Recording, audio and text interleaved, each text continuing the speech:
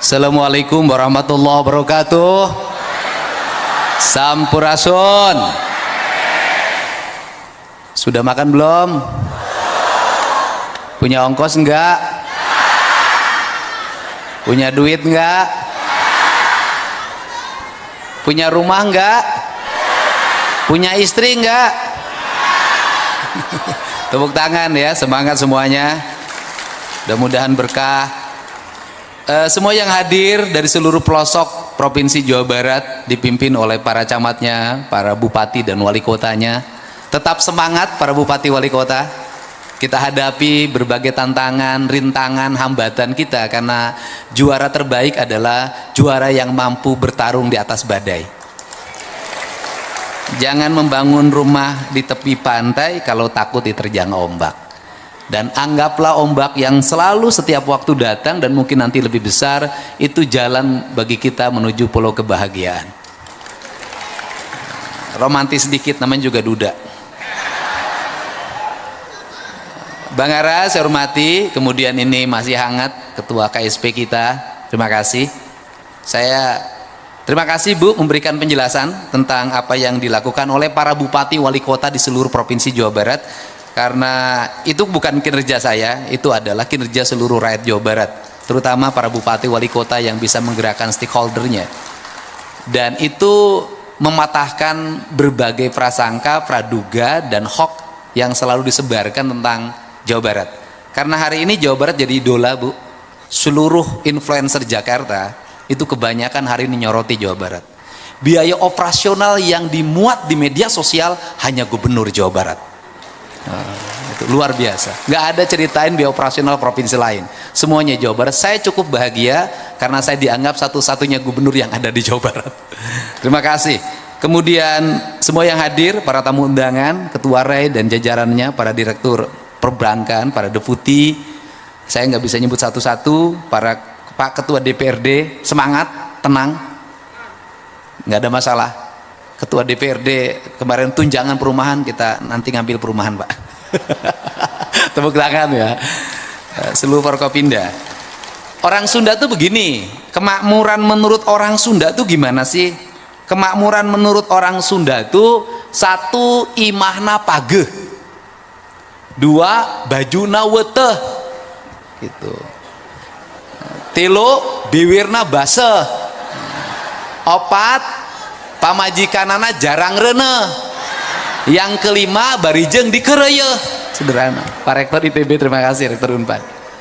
Jadi bagi orang Jawa Barat, kepemilikan rumah itu yang pertama. Rumah itu yang pertama. Jadi imahna pageh heula. Baru setelah imah pageh itu baju weteh. Jadi jangan dulu kredit baju kalau belum punya rumah. Jangan dulu kredit mobil gak kalau belum punya rumah. Jangan dulu kredit motor kalau belum punya rumah. Mulailah dari rumah. Maka lagunya adalah rumah kita sendiri. Dalam ajaran Islam, baiti zanati, surga itu ada di rumah, ya kan?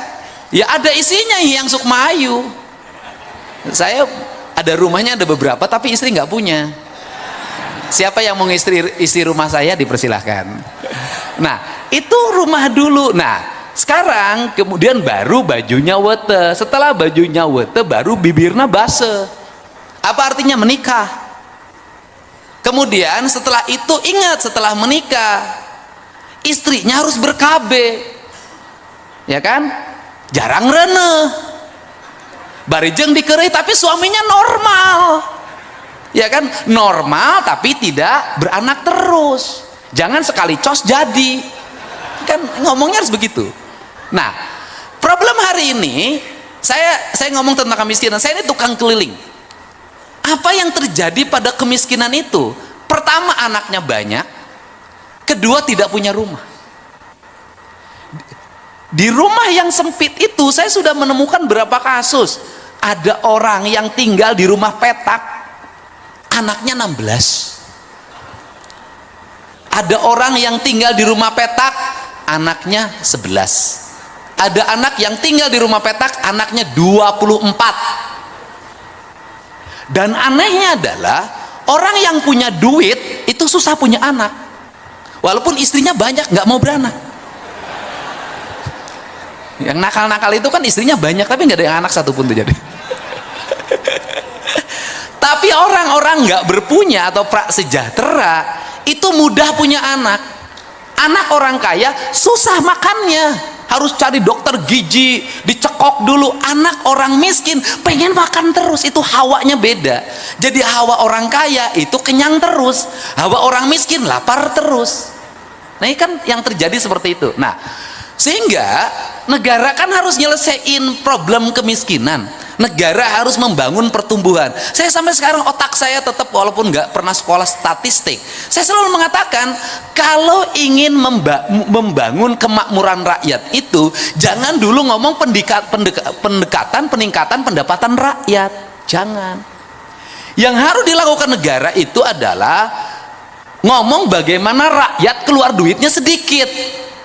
Karena saya punya pengalaman sebagai orang desa, ibu saya anaknya 9, kok saya bisa sekolah sih sampai sarjana 9-9-nya? Kok makannya cukup? Kenapa? Karena ibu-ibu kita dulu berhasil memanage rumah tangga dengan sedikit pengeluaran. Yang penting punya beras sama garam, itu udah tenang hidupnya. Sekarang nggak bisa, nggak punya kuota nggak tenang. Gitu loh. Nggak bisa jalan-jalan malam hari, nggak tenang. Ini problem apa sih yang terjadi pada masyarakat Indonesia hari ini, pada masyarakat Jawa Barat? Yang terjadi adalah kajenting tekor asal sohor. Problemnya apa? Kelas menengah bawah ini ingin bergaya seperti tetangganya yang agak atas. Apa yang terjadi? Pinjem. Untuk itu makanya tidak boleh para pejabat memperlihatkan, memposting sesuatu yang tidak terjangkau oleh rakyatnya. Gak boleh. Misalnya cerita, ini saya lagi belanja di Singapura, gak boleh. Karena pejabat, walaupun duit sendiri. Oh ini saya lagi makan keluarga di rumah makan ini. Itu menimbulkan obsesi. Membuat mereka ingin seperti apa yang dalam video itu. Anaknya, akhirnya hari ini banyak orang kelas menengah bawah tidak masak di rumah, makannya di rumah makan.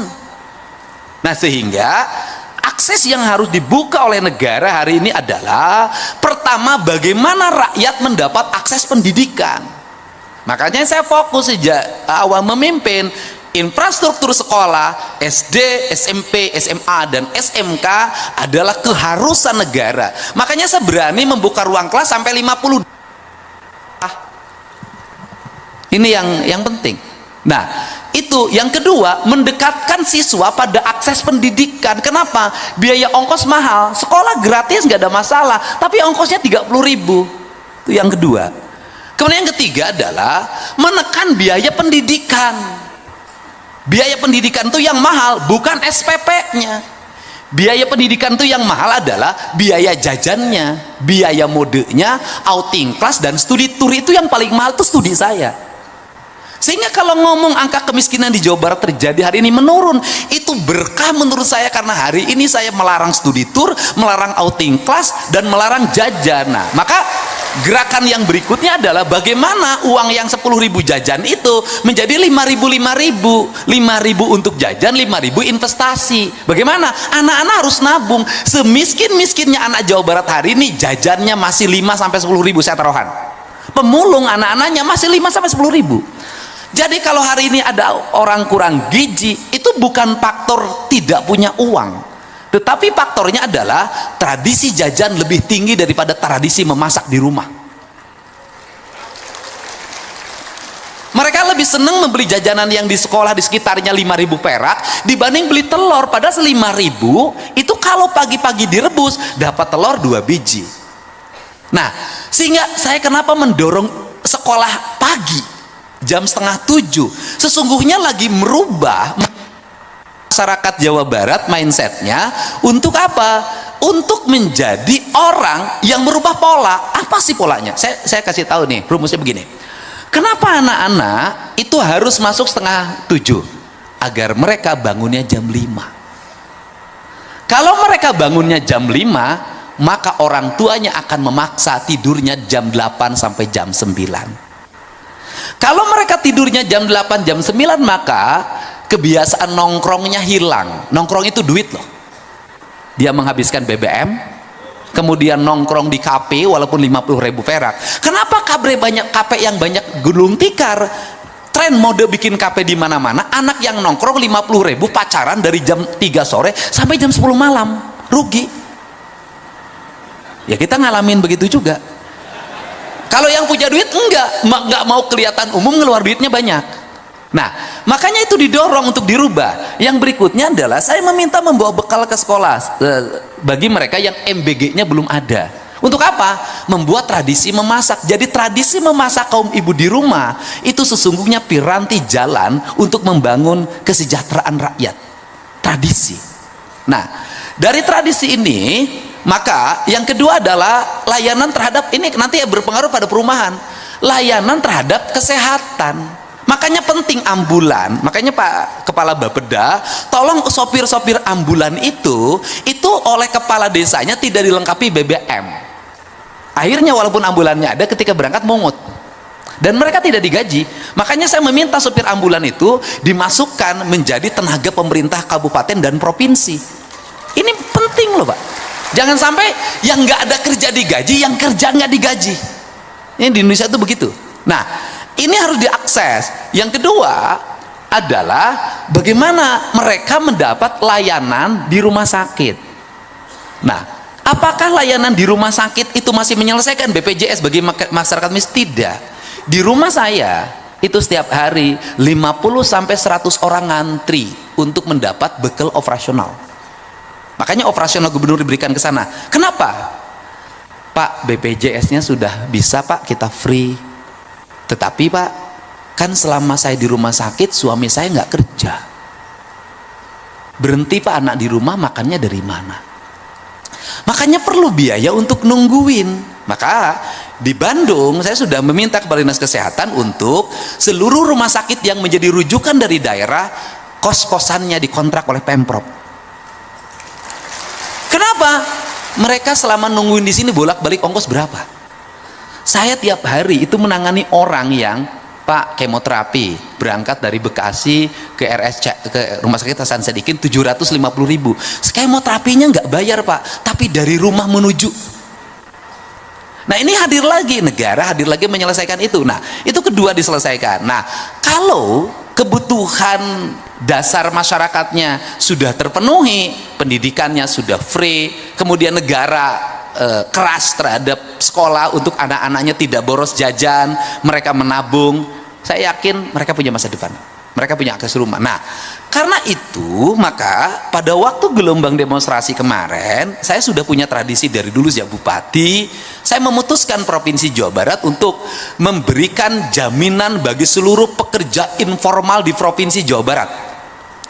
Gojek, kuli bangunan, kuli nyangkul, pemulung, pembantu rumah tangga, dan seluruh komponen lainnya yang dia non ASN, non pengusaha, non TNI, non Polri, non anggota DPR. Untuk apa?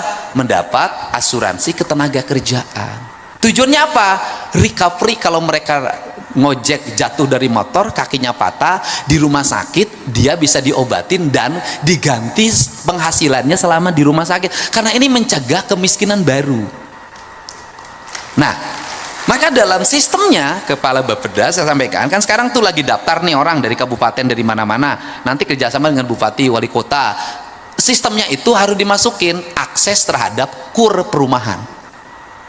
Nah kalau ini dia jaminan asuransi tenaga kerjanya kita dapat, mereka dapat kur jaminan perumahan, dapat rumah yang murah, maka siklus ya kan pertumbuhan ekonomi akan tumbuh. Kenapa? Apa sih yang terjadi di Jawa Barat hari ini? Yang terjadi di Jawa Barat hari ini adalah merubah paradigma anggaran provinsi dari anggaran orkestrasi menjadi anggaran teknokrasi. Anggaran orkestrasi bagaimana? Dulu kebiasaan provinsi hanya monitoring dan evaluasi terhadap kabupaten kota, dan itu pakai duit dan gede. Hari ini nggak bisa, kita pelaksana teknis yang harus secara bersama-sama.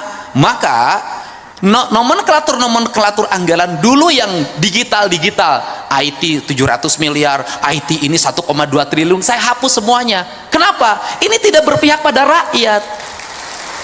Anggaran-anggaran yang mahal triliunan itu, yang aplikasi-aplikasi itu anggaran yang hanya dinikmati oleh beberapa orang atas nama intelektual. Dia menghegemoni keuangan negara, dia menjual produknya 1.500.000.000.000, itu hanya dibagi oleh 5 orang saja dengan atas nama intelektual. Seorang intelektual tidak boleh menyengsarakan komunal karena akan menjadi konflik sosial. Maka saya rubah anggarannya. Dirubah bagaimana? Dirubah menjadi pola pembangunan partisipasif. Apa yang paling utama adalah infrastruktur. Anda mau ngomong kemajuan apapun tidak bisa. Yang diharapkan oleh masyarakat hari ini di mana-mana teriak di media sosial cuma 2. Pak Dede jalana goreng, Pak Dede. Yang kedua lagi, Pak Dede imahna butut, Pak Dede bocor, Pak Dede. Itu. Nah, kalau seperti itu maka anggaran dirombak. Nah, apa sih yang terjadi di provinsi kalau tadi melahirkan pertumbuhan, kemudian lapangan kerja terbuka, merubah, Pak. Misalnya begini, dulu di Dinas Pendidikan Jawa Barat tidak 1 unit bangunan pun teranggarkan. 0. Saya rubah hari ini mendekati 1 triliun. Dulu anggaran infrastruktur jalan seprovinsi Jawa Barat ini hanya 400 miliar. Hari ini 3 triliun. Dulu anggaran untuk penerangan jalan PJU itu hanya sekitar 20 miliar. Hari ini mendekati 1 triliun. Dulu pasang listrik untuk warga miskin itu hanya 20 miliar. Hari ini 450 miliar. Jadi lonjakan anggaran infrastrukturnya mengalami kenaikan yang sangat tajam, ditambah di tengah-tengah anggaran kita ini nurun, Pak, dari 37 yang dulu anggaran provinsi hari ini menjadi 31. Saya nggak tahu juga dengan dana transfer daerah yang hanya 600 sekian miliar ini nanti kita berapa, karena penurunannya 24%. Nah, apa kemudian yang berikutnya? Instruksi apa lagi yang saya lakukan? Instruksi saya adalah setiap jalan harus ada drainase, dan drainasenya harus manual. Kenapa saya milih drainase manual dibanding pabrikan? Tujuan saya adalah agar ada kuli bangunan. Tetapi masih ada kelemahan, pemborongnya masih akal-akalan. Akal-akalan di mana? Kuli bangunan punya akses terhadap asuransi, harus mendapat hak, tidak diberikan. Dan saya ancam semuanya, kontraktor Provinsi Jawa Barat yang tidak mengasuransikan seluruh pegawai kuli bangunannya, saya tidak akan bayarkan kontraknya. Atau saya akan potong itu asuransinya, saya bagikan ke kuli bangunannya. Ini kan yang terjadi seperti itu. Nah, kemudian setelah itu saya katakan lagi, apa yang terjadi lagi? Saya ngomong tentang ketidakadilan. Ini kan kurangnya gubernur dan bupati mengorkestrasi perumahan. Kan yang selalu menjadi tuduhan adalah termasuk saya yang dituduh, gitu kan? Saya ketemu Pak Ara saja, acara baru sekarang. Itu pun saya mau datang tujuannya memberikan bantuan rumah rakyat miskin untuk warga yang dipelopori oleh Yayasan Buddha Suci. Tapi postingannya kan saya mendapat aliran dana gratifikasi. Yang punya rumah bagus Pak Ara yang dituduh saya.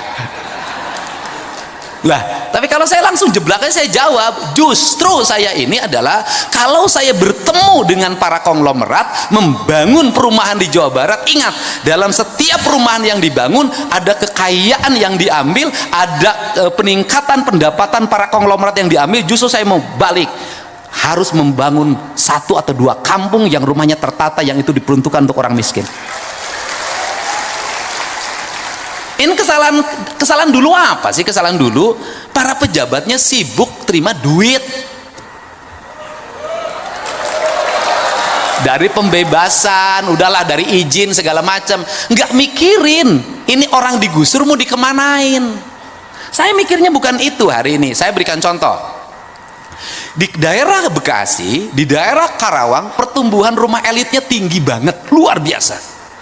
Tapi di depan rumahnya, rumah kumuh, warung-warung kumuh berjejer, dan itu dibiarkan, sampah bertumpuk. Saya tadi pagi ketemu Bupati Karawang, saya turunin alat berat, saya bersihkan seluruh bangunan itu. Kemudian setelah itu apa yang kita lakukan? Bupati Karawang sepakat, siapkan dana 40 juta per rumah, kita bangun rumah-rumah mereka, nggak boleh lagi di sini. Maka anggaran bantuan perumahan di provinsi hari ini kan sudah 40 juta. Tetapi di balik itu juga kita harus bicara kearifan. Ini ITB ahlinya. Kearifan bagaimana? Bangun rumah jangan dipaksain. Di Sumedang, di samping kaki bukit dipasang perumahan.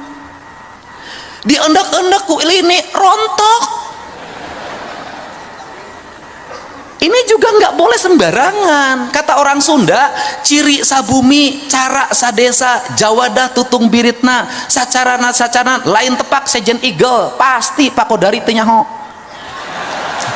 Apa itu artinya? Membangun itu harus sesuai dengan karakteristik lingkungan, tanah, air, udara, mataharinya. Saya ngomong itu yang disebut papat kalima pancer, sehingga kalau sudah dibangun itu harus pancer, dia kokoh. Nah, makanya dibagilah piranti, mana rumah untuk daerah pinggir pantai, mana daerah rumah pertengahan, mana rumah pegunungan. Maka di konsep provinsi hari ini kita lagi ngembangin rumah bambu di daerah-daerah yang seperti Sukabumi, Cianjur, Garut Selatan, Bandung Selatan, kemudian daerah Bandung Utara. Itu nggak bisa lagi semua dipaksain tembok, semua harus disesuaikan dengan kontur lingkungannya. Untuk apa? Apalagi dengan ancaman Trans Lembang. Kan harus kita pikirkan bencana yang akan ditimbulkan dengan itu. Setelah itu maka yang paling berikutnya harus dirumuskan oleh kita adalah membangun brand tentang rumah. Bagaimana brand?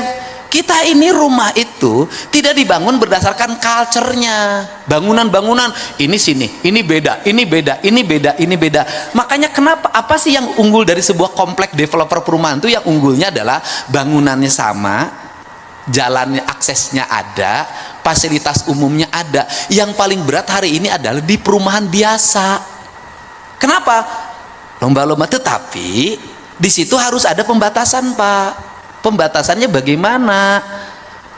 Mereka yang mendapat akses terhadap kredit perumahan tipe 36 itu tidak boleh besok tiba-tiba dirubah perumahannya menjadi tipenya tipe mewah. Kenapa? Ketika dia ngambil perumahan subsidi di situ 36, besoknya dia bangun 3 lantai di situ, maka dia sudah mengambil hak orang lain. Artinya akhirnya besoknya timbullah kecemburuan sosial. Yang ini tetap tidak berubah karena memang rumahnya peruntukan kelas menengah ke bawah, tiba-tiba tetangganya rumahnya gede banget dan hebat banget. Itu konflik, bertengkar itu. Karena tidak ada satu perasaan dan satu tujuan. Nah, ini yang harus dibangun, sehingga pada hari ini saya berharap nanti setelah sistem pengelolaan KUR perumahan di Jawa Barat ini bisa menyerap 30% dari total KUR perumahan nasional, maka implikasinya adalah akan lahir multiplier efek ekonomi. Satu, toko bangunan akan laku. Dua, sopir yang angkut bahan bangunan hidup. Yang ketiga, kuli bangunan hidup. Yang empat, mandor bangunan hidup. Tukang kayu hidup. Warung randa biasanya itu yang jualan di bank. Dan ini problemnya di sini, Bang Ara tuh, saya tuh tahu problematika yang begini. Apa sih dari kelakuannya ini, teman-teman, saudara-saudara, banyak yang kelemahan dari pekerja bangunan itu adalah, kelemahannya adalah keterbukaan dan ketidakjujurannya agak dominan. Kenapa agak dominannya? Kontraktor ngerjain mandor, mandor ngerjain kuli, yang paling korban tukang warung. Korban, Pak. Kan saya nanganin tiap minggu yang begini, Pak. Bagaimana? Kontraktornya ngemplang, kemudian mandornya dikemplang. Karena mandornya dikemplang, mandornya ngemplang kuli. Kuli sekian bulan tidak dibayar. Kulinya pulang, tukang warung mati. Karena selama di kontraktor itu ke warungnya ngutang, Pak. Jadi kalau tidak dibayar itu tukang warungnya nggak kebayar. Atau terbalik yang kedua, yaitu tukang bangunan yang nakal. Saya tahu kenakalan yang begini karena saya pernah jadi kuli ngaduk, Pak. Saya tahu, Pak. Saya SMA itu kalau liburan, Pak, saya Bang Ara, saya kalau SMA kalau libur itu 1 bulan saya selalu ikut kuli di bangunan, Pak. Jadi kalau urusan ngaduk saya nggak bisa ditipu, Pak. Jadi kalau saya ngaduk tidak bisa tipu, diaduk-aduk saya tidak akan pernah tertipu, Pak. Nah, Bagaimana? Yaitu selama di kuli bangunan pacaran sama yang punya warung. Ini kan liku-liku kehidupan, Pak. Pacaran sama yang tukang warung, Pak. Ya kan, tukang warungnya ya cantik lah di antara laki-laki yang ada di situ. Nah, kemudian uang yang dia pakai itu habis, dikasihin terus. Pas mau pulang nggak punya duit. Nanti nyampe ke rumah pura-pura sedih sama istrinya. Ceritanya gimana? Tadi bayar kumandor atau pula-pula kecopetan. Itu seninya kuli bangunan, Pak. Nah, dan yang terakhir, kekuatan inilah yang harus menjadi daya dukung. Yang terakhir kan orang ribut tentang penutupan tambang yang berdampak pada menurunnya produksi tambang untuk kepentingan pembangunan. Sebenarnya saya ini lagi mengatur siklus. Kenapa? Hari ini setiap ada proyek pembangunan selalu dimanfaatin oleh preman. Untuk apa? Mendapat bahan tambang. Ahli tambangnya tidak punya, modalnya cuma sewa alat berat. Ngambil bahan baku di mana-mana. Jualnya sama dengan yang lain yang berizin. Bayar pajak tidak, bayar reklamasi tidak, hanya pinjam alat berat. Mereka tiba-tiba menjadi orang-orang kaya mendadak di berbagai tempat. Tapi uangnya hilang lagi karena besoknya kawin lagi.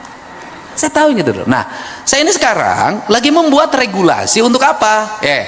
Pembangunan yang di sini, sumber tambangnya dari sini. Tambang di sini yang digeser, setelah tambang apa yang dilakukan.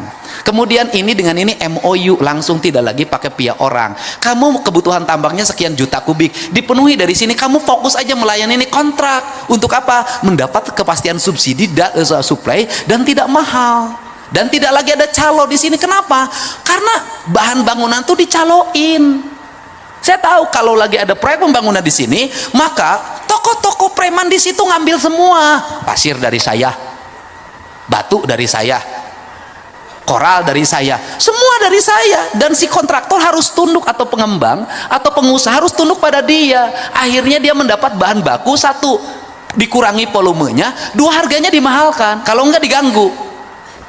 Maka saya udah pengalaman yang ini, maka oleh saya dibuat nanti ini langsung nih kirim ke sini, ini langsung kirim sini. Andai kata pun dia ingin menjadi supplier, maka bahan baku yang disuplainya sudah dari perusahaan tambang ini. Dia tidak bisa ngurangi volume dan dia tidak bisa naikin harga karena sudah ada kontrak harga. Wajarlah untuk bagaimana menghidupi kontraktor lokal, ya kamu dapat sekian nih, ini dari sini Anda angkutan. Saya tuh bangun itu untuk apa? Saya ingin mendidik masyarakat Jawa Barat untuk tidak boleh untung dari enteng. Setiap orang yang berusaha harus kerja keras dan berkeringat, tidak boleh hanya menjadi jagoan kemudian jadi kaya. Saya nggak mau, karena nanti orang Jawa Barat tidak kompetitif.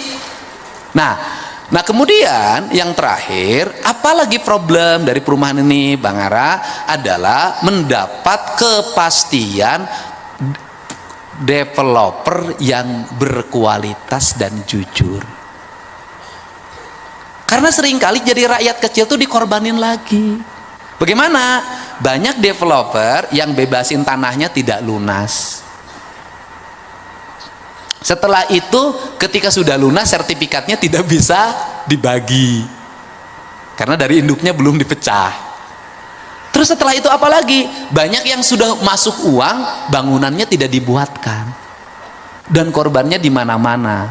Nah, untuk itu sudah selayaknya Ray, nih Mas Joko, mengumumkan developer yang memiliki standarisasi berdasarkan penilaian Ray. Ini penting. Kalau yang jujur kayak Mas Joko kan makin banyak. Nah nih, ya harus berani. Ini abadnya abad keberanian. Kenapa? Karena Ray bukan hanya melindungi developer, Ray harus melindungi konsumen. Kalau mau saya buka itu pengaduan, ngantri Pak yang korban seperti itu. Nah, karena karakter developer juga sama. Kenapa developer banyak mengalami problem ekonomi? Bukan tidak dibayar dari pengembang, dari konsumen, bukan itu. Itu tadi gaya sudah lebih dulu, kantornya hebat, mobilnya bagus, istrinya tambah, tiap minggu ke luar negeri. Ya itu yang susah. Sama dengan kontraktor di kabupaten dulu, saya zaman bupati, punya borongan 200 juta, malamnya sudah karaokean dengan yang baru. Saya tahulah karakter begitu.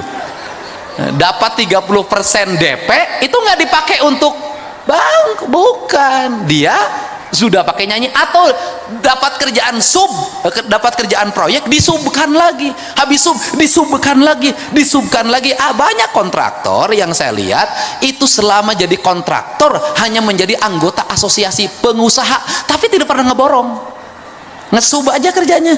Nah kalau nggak kebagian paling puas ya, aing tuh kebagian, aing asli orang dia, modalnya begitu saja. Di abad digital itu nggak bisa lagi begini. Jadi pada akhirnya siapapun yang jujur mengelola maka dia akan mujur.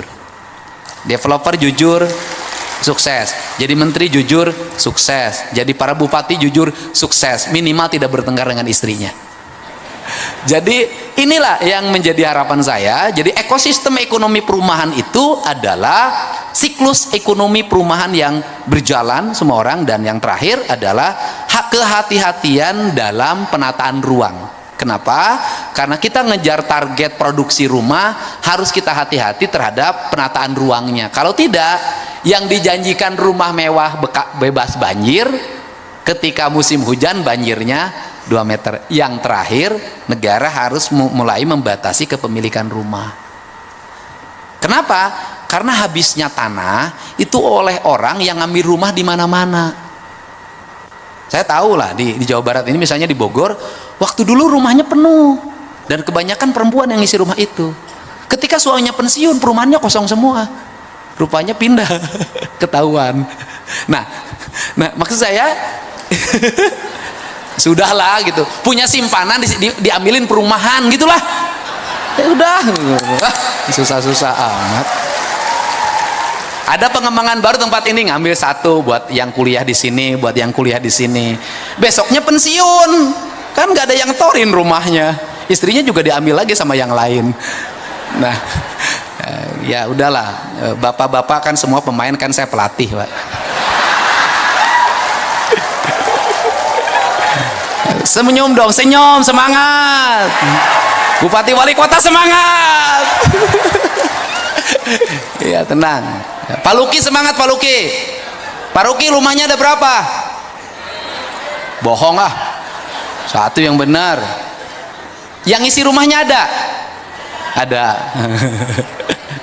Jadi intinya itu juga saya inginkan, saya harapkan, karena kan rumah mewah itu besar-besar tuh.